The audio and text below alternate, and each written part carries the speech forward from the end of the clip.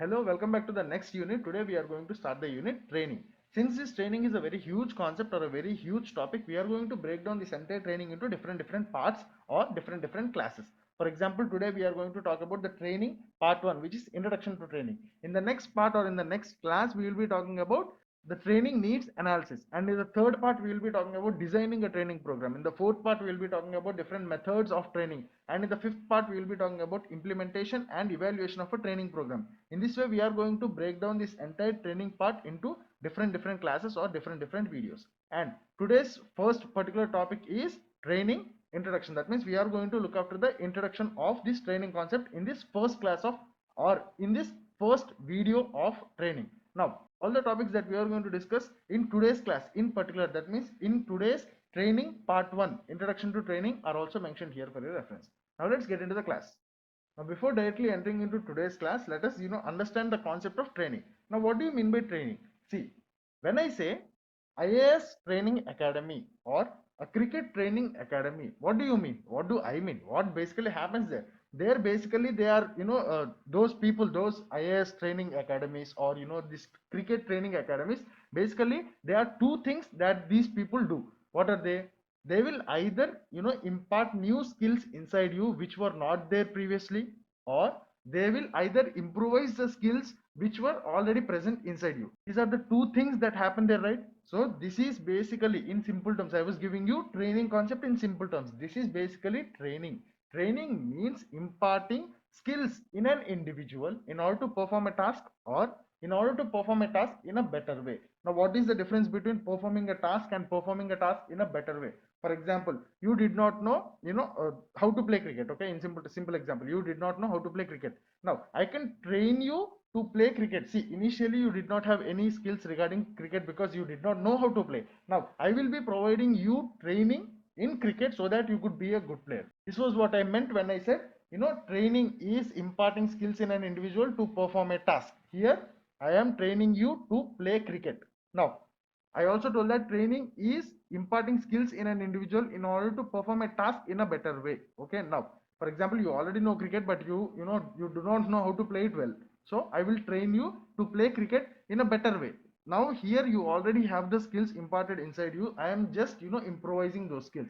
So mixing both of these, or bringing out a summary from these two examples, we can tell that, see, training is the process of imparting skills in an individual in order to perform a task, or in order to perform a task in a better way. So this is the general meaning of the term training. Okay, now see, training is one of the most common and one of the most used HRD mechanism in an organization. That means training is a tool which is most commonly and at most of the times used in organizations in order to develop the human resource in that particular organization, right? Why? Because training has a very strong impact on the individual as well as the overall organization. Okay, now these are the basic things that you have to keep in your mind before we proceed to the the theory part of this training. Now let's look at the basic definition of training. That means whatever we discuss now will be there only, but just for your reference. See the fourth unit training, part 1, that is introduction. See the basic definition. Training refers to the organization's efforts to improve on the individual's ability to perform his present or future roles. Okay, that means basically here we are talking about imparting skills in an individual. Now here, since we are talking in organization's point of view, that is imparting skills in an employee in order to perform his present roles and future roles. Now in simple words, imparting skills to perform a job. Okay, this is the basic concept of training, or the general definition, or the basic meaning behind the term training. Now let's move to the next topic, which is the types of training. See, before directly entering into the next topic, which is different types of training, let me give you a basic concept. See, most of the people get confused between this particular topic, which is different types of training and different types of training methods. See, the difference between the types of training and the types of training methods is like the difference between vehicles and the different styles of driving, or the difference between the vegetables and the different ways in which you can eat the vegetables. See, basically this particular concept of training is there, right? It is actually categorized or classified into different types based on the purpose, or based on the reason why you are actually giving the training. This is basically the different types of training. Whereas the different types of training methods are the different methods that the organization chooses in order to deliver this training. Okay, don't get confused between these two things. Now we will be talking about the different types of training, and in the further parts, or in the further videos, we will be talking about the different methods that organizations can use in order to deliver the training. Okay, now let's start with this theory part of different types of training. So based on the reason or based on the purpose, this particular training is of many different types, or training is of so many different types based on the reason or based on the purpose. Now let's look at the theory part of what are the different types of training. So the types of training. Okay, now based on the purpose or the reason, training can be of many types.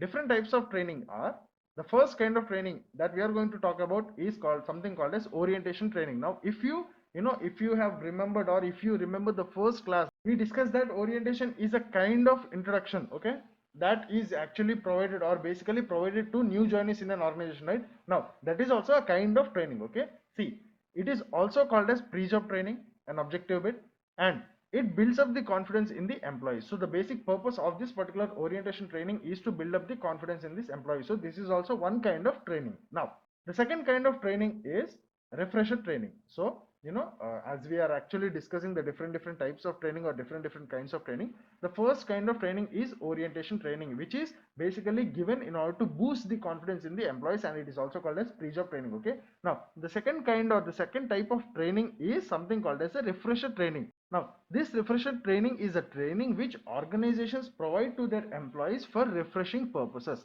For example, even though we have studied throughout the year, but right before the exams we do revision, right?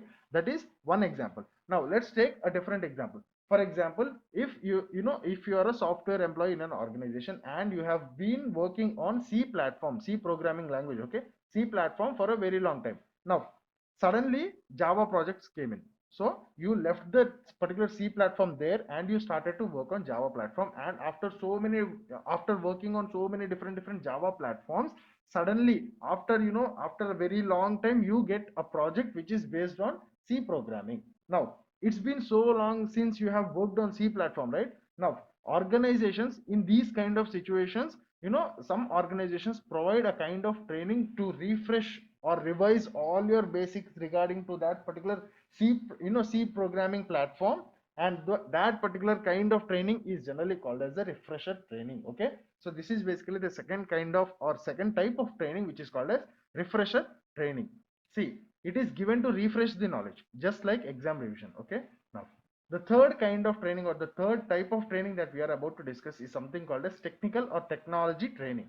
Okay, in simple terms, training relating to technological changes or new technologies or new technical skills, okay, relating to technology. Okay, now depending on the type of job, technical training will be required. Okay, now technical training is the type of training meant to teach the new employee the technological aspects of the job. Okay, now let's assume your company has decided to switch to the new version of Microsoft Office. That is one example. Now you need to train your employees, right? Now this is basically the training given in technological aspects, okay, in technology and all these things. Now this might require some technical training of the entire company to ensure that everyone uses the technology efficiently. Okay, now technical training is often performed in-house, but it can also be administered externally. Now from here on you will be you will be hearing these terms called as in-house and externally.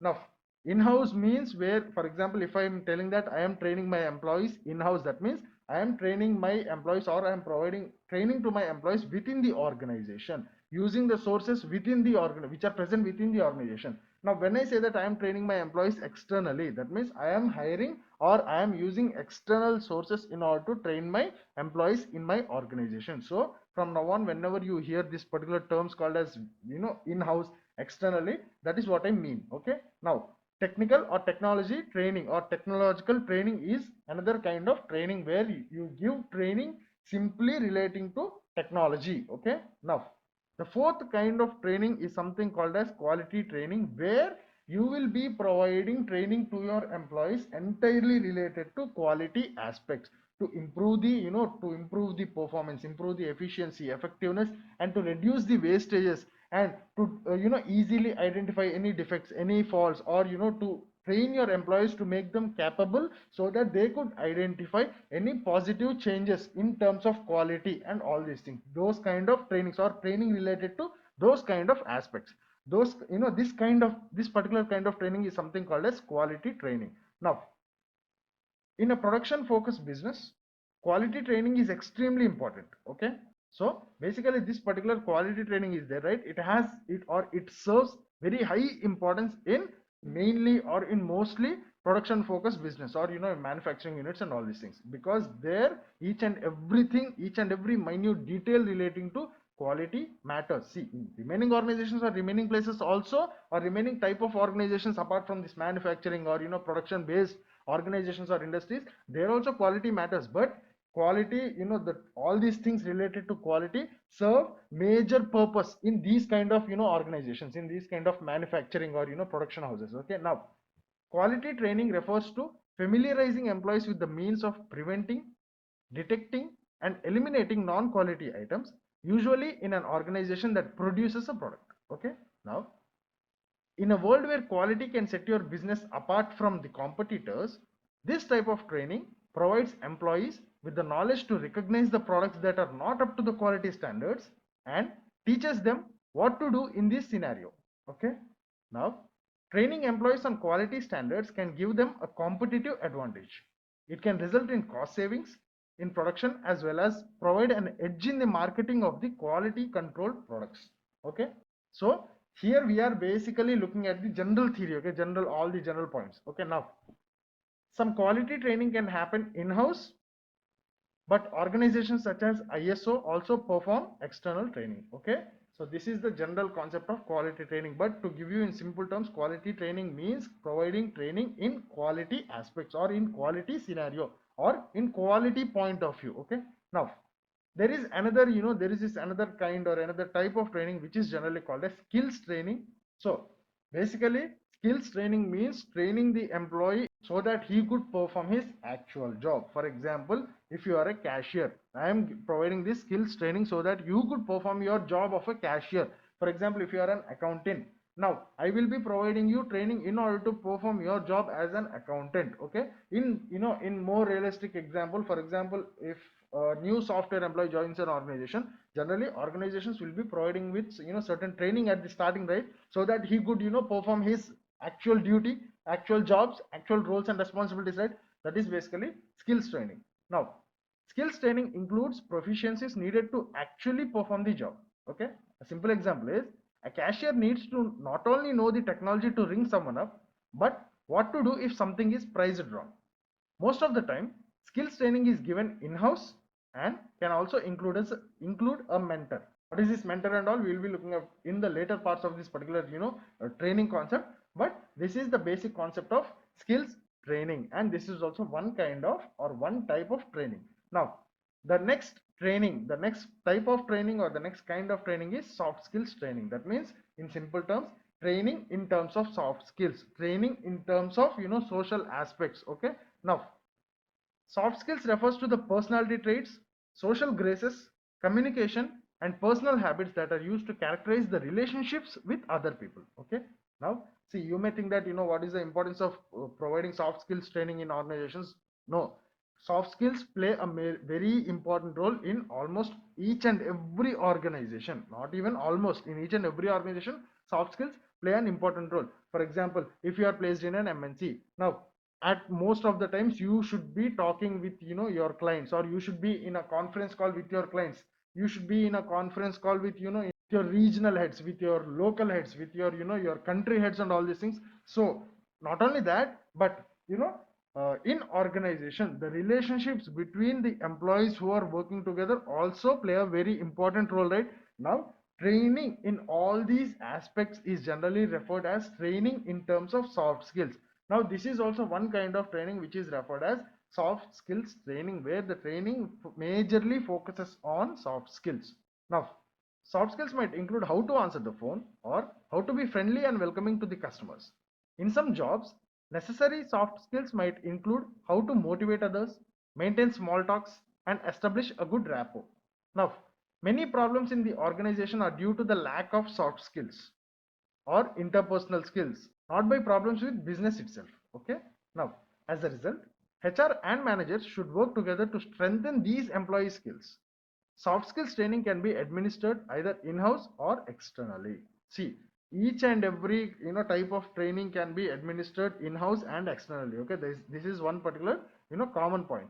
Now, see, here we are actually telling in this entire theory we are actually trying to tell that, see, soft skills play a very important role, and in most of the cases the problem arises due to the the miscommunication or improper communication between employees or superior subordinates and all these things. So focusing on soft skills is also a very important thing in organization. That is where this particular soft skills training comes into picture.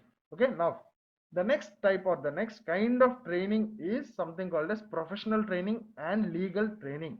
Now, see, generally some jobs, in some jobs being updated is very important. Okay, for example, consider medical field. New medicines come every day. For example, also consider legal field where laws keep on changing. In these kind of scenarios, the employees or the organizations must be continuously updating themselves, right? Now, training provided to be updated in these kind of situations is generally referred as professional training or legal training. Now, see, in some jobs, professional training must be done on an ongoing basis. Professional training is a type of training required to be up to date in one's own professional field. For example, lawyers need professional training as laws change. A personal fitness trainer will undergo yearly certifications to stay up to date in new fitness and nutrition information. Okay, so these are general examples. Now, the next type or the next kind of training is something called as team training, where you train people or you train the employees in order to build strong interpersonal bonds. See, in previous or in one of the types of training we told this particular soft skills training, right? Now there our entire focus is on the communication part. Here in this particular training that we are going to discuss, which is team training, here our focus will be the relationship building between the teams, between the employees in the organization. Don't get confused. Okay, now the goal of team training is to develop cohesiveness among team members, allowing them to get to know each other and facilitate relationship building. So, see, this particular word cohesiveness is there, right? See, let me read it again. The goal of the team training is to develop cohesiveness among team members. Now, this particular word cohesiveness has a different topic dedicated to it when we talk about the subject organizational behavior. So, we'll not be going into the concept of cohesiveness, but just to give you a simple understanding, it's like a kind of bond. Okay, so basically this particular team training majorly focuses on the team building or the relationship between the employees in an organization. We can define team training as a process that empowers teams to improve decision making, problem solving and team development skills to achieve the business results. Okay, now team training can be administered either in-house or externally. Common point between all the different types of trainings.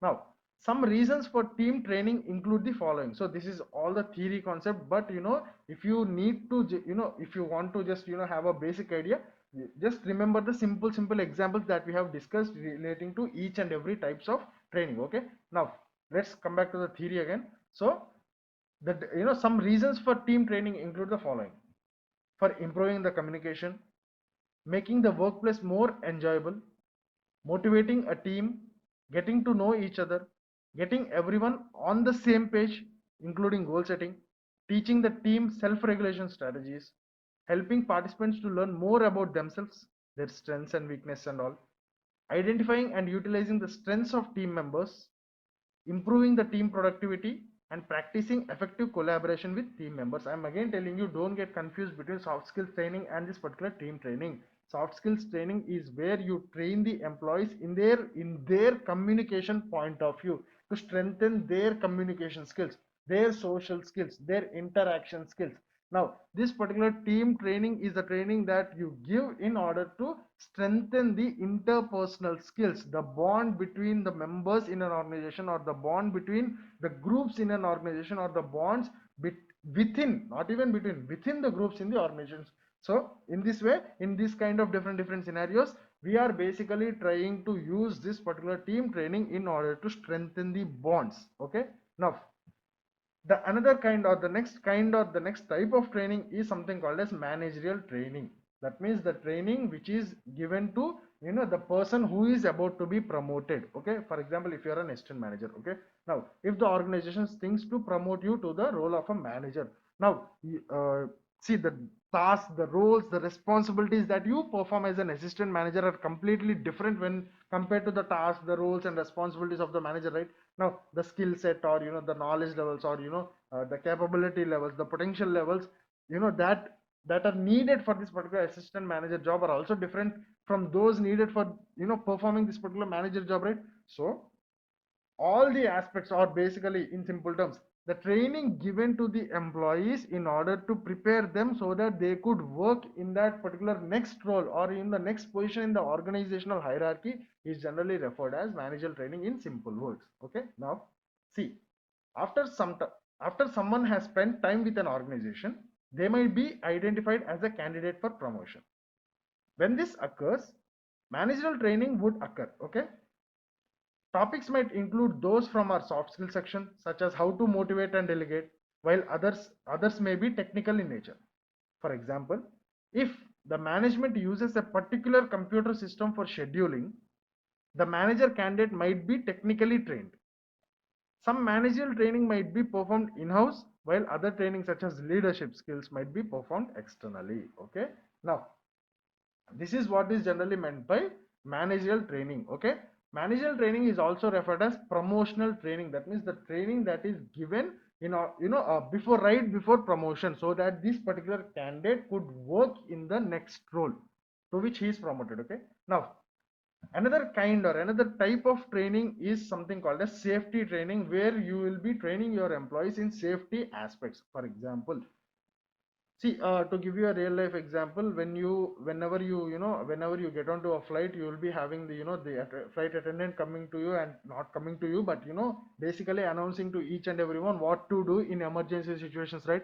Similarly, that is one small basic example, but in organizations also you will be having training related to safety. For example, if you are working, if you are working in a mine, okay, underground mine, now there they will be training you, telling that okay, you have to wear this safety gear, and if whenever you see this kind of accident happen, you should not go near it. In this way, what should you do in if any accident happens, how should you react, what are the different things that you have to do, and all these ways. So in this way, training given in safety aspects is generally referred as safety training. Now safety training is a type of training that occurs to ensure employees are protected from injuries caused by work related accidents. Okay, now safety training can also include evacuation plans, fire drills, and workplace violence procedures. Okay, now the last kind or the last type of training is something called as remedial training. Now this remedial training, what do you mean by remedial training? See, it is given to employees who need to change their behaviors, generally given by psychological experts. Okay, so for example, whenever you want to change the attitude or the behavior of an employee, maybe he has conducted some act of misconduct, or maybe he has conducted some act of indiscipline, or maybe you just want to change the behavior of an employee so that he could use his entire potential. In these cases, you will be providing this kind of training called as remedial training, so given to employees who need to change their behaviors. Okay, generally given by psychological experts. Now this is the entire concept of different types of training. Now I am again telling you, don't get confused between the different kinds of training and different training methods. This is an entire different concept that we will be learning in further, for the different parts of training, whereas this whatever we discussed till now is generally different types of training. That means training categorized or training classified, not even categorized, classified, or training made out into different parts based on the purpose or based on the reason why the organization wants to provide it. Okay, now moving on to the next concept, we will be talking about the last topic of today's particular first part of training, that is introduction to training, which is something called as training framework. Now see, when we were talking about the first part of this particular subject, human resource development, we told that human resource development follows a certain framework, and or in simple terms, we told that, see, whenever organization wants to conduct, or whenever organization wants to basically introduce a development concept in their organization, or whenever organization plans to develop the employees or the human resource in an organization, it follows a certain framework. That means there are so many different phases through which organization passes on in the process of developing their human resource in the organization. We told that, right? Now, there we told that the framework of human resource development basically has 4 different phases. Now, I also told you, if you remember, telling that, see, anything, any tool, any mechanism, any intervention, any subsystem organization uses in order to develop the human resource in their organization follows this particular framework only, this particular human resource development framework only. Now, today, in this particular video, in this particular class, now, right now, we are talking about training framework, right? Now, training is also a mechanism, training is also an intervention, right? So this will also be following the same same framework that that we have read as HRD framework, human resource development framework. The only difference that we are going to observe in the HRD framework, the total HRD framework, and this particular training framework is just the the names of the different phases. Okay, the entire matter in each and every phase, each and everything is same. Only you will be observing slight small changes relating to each and every phase. Okay, now see, this particular training framework also has 4 stages. The first stage, or the first phase, is called as training needs analysis. The second one is called as designing a training program. The third phase, or the third stage, is called as implementing a training program. And the fourth stage, or the fourth phase, is called as evaluating a training program, evaluating the training program. Now, let us have the brief understanding of this particular training framework. Okay, now, basically, this particular subject is human resource development, right? Now, in the introductory part, or in the introduction class, we learned about what do you mean by development, right? Now, in simple terms, development means you are here, you are going here. Okay, now your present skills, knowledge, capabilities, whatever it is here, you are going here. That means you are moving forward, right? Now, this is basically development. So the entire, so from this we can tell that the entire development concept is based on gaps. That means based on gaps in your present state and your expected state, or in your present performance and your expected performance, or your present potential and expected potential, or your present role, your future role. This entire development concept is based on gaps. Okay, now, most of the organization, what they do is, whenever they find a gap in the organization, may it be in performance, may it be in behaviors and all these things, whenever most of the organizations it happens. See, whenever they find gaps, they will tell that, okay, provide training. See, the first and foremost thing that you have to concentrate right before directly telling that provide training is, you should be sure that the training that you will be providing will definitely cure, or will definitely eliminate, or they will definitely reduce those gaps. You should know that, yes, training is the things that the organization, or that I as an organization need in order to manage those gaps. Then only you should proceed into the further the further phases of training. See, for example, you are one of the best employee in an organization. Okay, now you are highly trained, highly skilled, you are one of the best employee in an organization. Now, in a certain group meeting with all the superiors and all the regional heads, all the national level heads and all these things, in a particular one day you went to a group meeting. Now, in that particular group meeting, your superior started to degrade you, telling that, okay, this particular person does not know anything to do, whatever he does came out from me as an instruction, so on his own he is nothing. In this way, your particular superior started to degrade you. Now, after that particular meeting, you got so much demotivated or disappointed, which had an impact on your performance. Now, can I tell that, since your actual required performance is here, and your present performance is here, your required performance is here, your present performance is here, that too after the meeting. Okay, now, can we tell that if I provide you training, your performance will increase?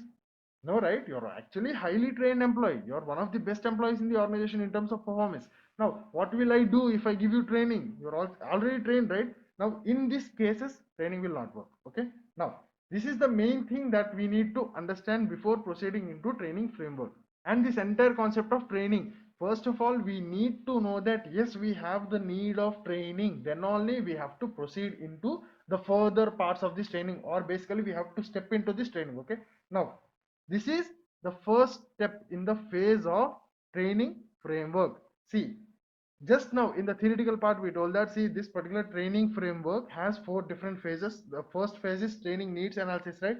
The second one is designing the training program. The third one is implementing the training program that you have just designed, and the fourth one is evaluation of the training program that you have designed and implemented, right? Now this first phase is there, right? Training needs analysis. It basically refers to analyzing the training needs in an organization. That means finding out if training is the thing that we need, or is train, or basically in simple terms, this first phase, or this first step in the framework of training gives you the answer to the question, is training the required solution, or is training the thing that organization needs in order to reduce the gaps. So that is the first phase in the training framework, or that is the thing that we are going to do in this particular training framework. Now how are we going to do? Now, in simple terms, what are the different things the organization does in this particular phase of training needs analysis, and all these things we will be learning in the next video. We have, in the in the initial part of this particular video, we told, right, training is a huge concept. We will be breaking down training into so many different parts.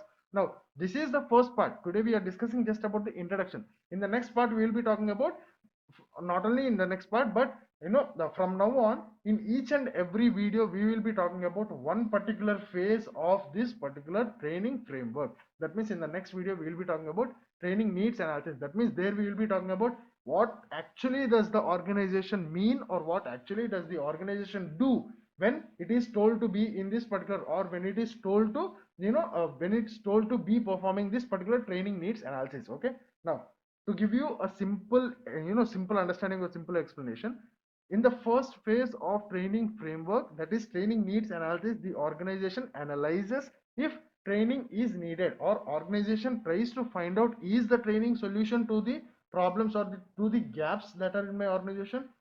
In this way, this particular organization uses this training needs analysis. Now after training needs analysis, you will basically get answer to the question, is training the thing in order to manage the gaps in the organization? If yes, if the organization decides that yes, in this case we will be providing training, then you move on to the next phase in the training program. If the organization concludes telling that no, there are no gaps relating to knowledge, skills, capabilities, each and every employee is highly trained, but still there are certain gaps in performance, behaviors, and all these things, then the organization decides, generally telling that no, in this particular case training is not the solution. Now what will the organization do if if the answer is no? Now they will choose a different alternatives. Like for example, they will use counseling, they will use hikes, incentives, bonus, reward programs, or motivational seminars, and all these kind of things. But basically, before getting into training, we need to know that yes, training is the thing that we need. Once you get the confirmation from that side, then you further move into this particular training. Okay, so the framework of training, 4 different phases. Training needs analysis, you analyze if training is the thing that you need. Next, once you came to know that yes, training is the thing that I need in order to manage the gaps in my organization, you move to designing a particular training program that will help you reach your objectives of reducing those gaps, or whatever it is. That is basically designing. Here you only design. Next, once you have designed, you move to the third phase, where you implement the program that you have just designed. And at the last, you basically evaluate the training program that you have designed and you have implemented. Okay, this is basically the framework of training. Now another very important concept that you have a chance of highly getting in interviews is, between this particular first phase, which is training needs analysis, and this second phase, designing of the training program, you will be having a small concept called as make or buy decisions. Now to give you this entire make or buy decisions in a simple example, just hear these particular statements. I am hungry, I want to eat a cake. First statement is, I am hungry, I want to eat a cake. Let us assume that this relates to the training needs analysis. Okay, let's assume that the statement I am hungry, I want to eat a cake refer to this particular training needs analysis.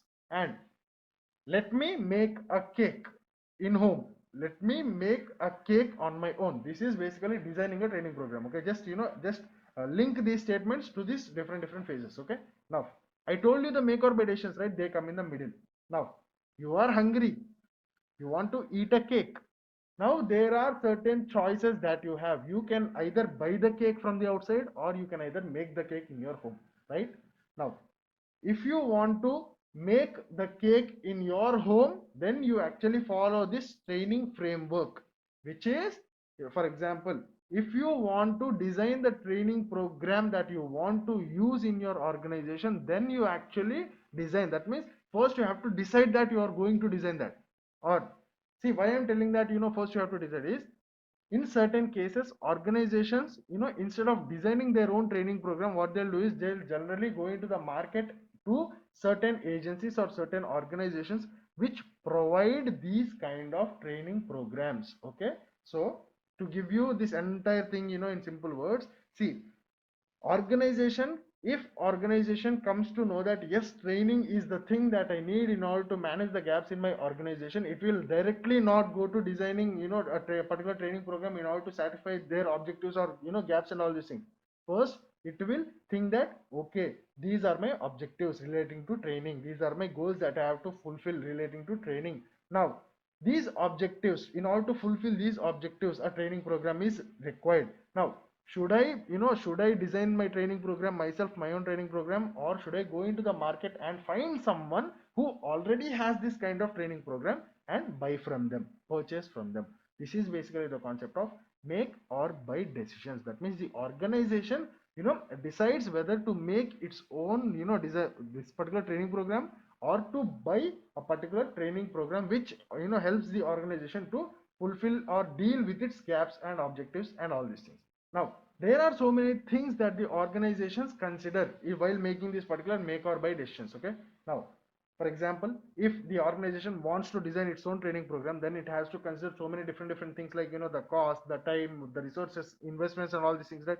Similarly, if organization wants to buy a training program, that means if organization wants to go out in the market and approach either the people or the suppliers or the companies, organizations, agencies which which actually provide these or which actually sell these kind of training programs. Now in that particular, if the organization decides to buy the training program from the outside, then also it has to consider so many different things like for example, the expertise of that particular training program providers, or the reputation of that particular training provider, the training program providers, the cost relating to it. And for example, in certain cases, if the organization has like 4 to 5 different objectives in order to fulfill relating to training, does the program which is available in the market, will that program help the organization to deal with all the objectives, or will it just satisfy 2 or 3 objectives, and the remaining 2 or 3 objectives we have to deal on our own? In this way, there are so many different things the organization considers before making a purchase decision. Similarly, there are so many different things that the organization considers before making decisions. That means before deciding to make the training program within the organization. And also, see, whatever the organization does, basically it will collect information regarding the two. That means, for example, if I'm the organization, if I did the training needs analysis and I came to the conclusion telling that yes, I have to provide training. Now it's not like if I decide to purchase a particular training program, then only I will start collecting information regarding to that. If I want to design my own training program, then only I will start collecting information about this. No, basically organization will collect information regarding the two, and organization will also collect information regarding to each and everything in particular in detailed manner, and then they will compare each and everything, and based on the things that they have identified by comparing the in the making decisions and buying decisions, organization will finally conclude telling that okay, it is feasible for me, it is affordable for me, or it is it would be better if I make my own training program, or if I buy the training program from the outside. Now if the organization decides to buy this training program from the external environment, then we will not be moving into the further phases of training program, because see, you came to know that training is required, you will purchase, you will make your inquiries and all these things, you will purchase, that's it. Now after purchasing you'll implement also, that is the different thing. But here, see, if the organization decides telling that yes, I want to make my own training program, then after this particular make or buy decisions, okay, organization came to the conclusion telling that it will make its own training program. Now it will design a particular training program. After that it will implement a training program. After that it will it evaluate, telling that okay, how much did the training program that we have designed satisfy or reach the objectives or goals for which it was intended for. So this is basically the framework of training. Okay, now as per this first part of training we will stop here. That means there are so many different aspects that we have to, or we still have to discuss related to training, but relating to the introductory part of training, we will stop here. We have looked after the basic meaning of training and all these things. We have then looked after the different kinds of training, and then we move to this particular main topic called as the framework of this particular training. We told that we have this framework of HRD, this human resource development, and we have this framework of training. We told that both of them are similar but with minute changes and all these things. And we had a basic explanation regarding to the framework of training. Now we told that there are different phases, and between the first phase and second phase we have this concept called as make or buy decisions and all these things we have told, right? Now in the next video, from next video onwards, we will be starting about each and every phase of this training framework. Okay, now we'll stop here and we'll continue in the next class. Thank you.